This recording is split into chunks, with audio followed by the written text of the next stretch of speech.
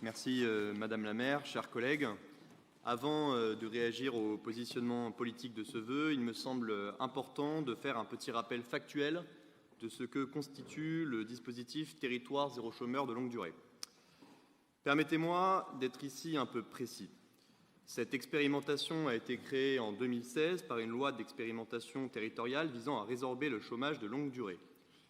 En 2020, elle a été prolongée pour une durée de 5 ans par la loi relative au renforcement de l'inclusion dans l'emploi par l'activité économique, afin qu'au moins 50 territoires supplémentaires puissent être habilités à mener la dite expérimentation, outre les 10 territoires historiques.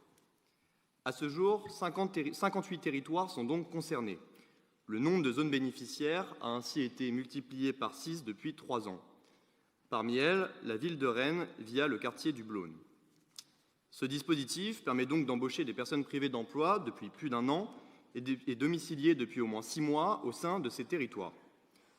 Les personnes accompagnées sont employées en CDI par des entreprises de l'économie sociale et solidaire, dites entreprises à but d'emploi, pour des activités non couvertes par le secteur privé, des bassins d'emploi concernés afin d'éviter toute distorsion de concurrence. Sur le fond, Territoire zéro chômeur de longue durée a bénéficié depuis le début d'un concours important et en augmentation constante de la part de l'État. Entre 2017 et 2022, les crédits accordés par l'État ont ainsi augmenté de 526%. Entre 2021 et 2023, l'augmentation des crédits votés a été de 57%. L'État apporte son concours financier à différents titres, notamment au titre de ce que l'on appelle la contribution au développement de l'emploi, l'acronyme CDE.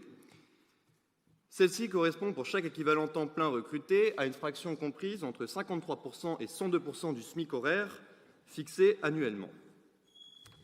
Le gouvernement a annoncé cet été à l'association le retour au taux du 1er septembre 2021, tout en lui laissant un délai pour s'ajuster d'ici le 1er octobre prochain. Du fait de la crise sanitaire, le gouvernement avait en effet accepté en 2021-2022 de monter ce taux à 102% dans la logique du « quoi qu'il en coûte ».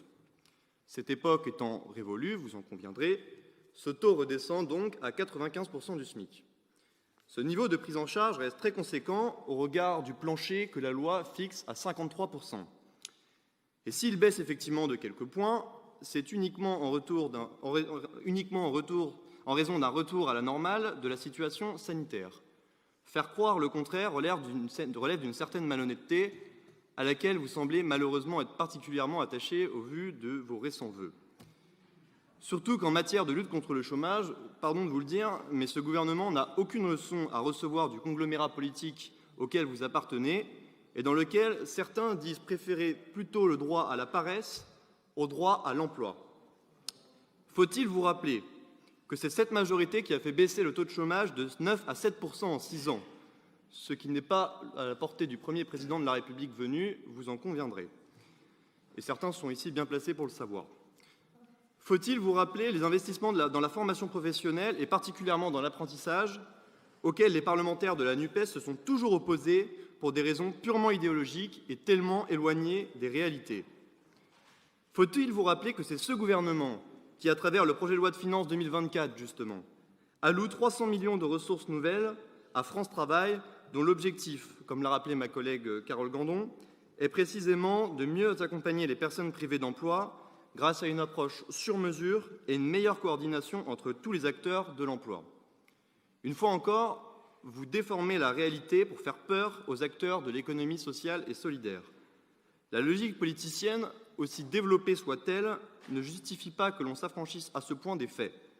Et pour ces raisons évidentes, notre groupe votera contre ce vœu qui accumule les contre-vérités.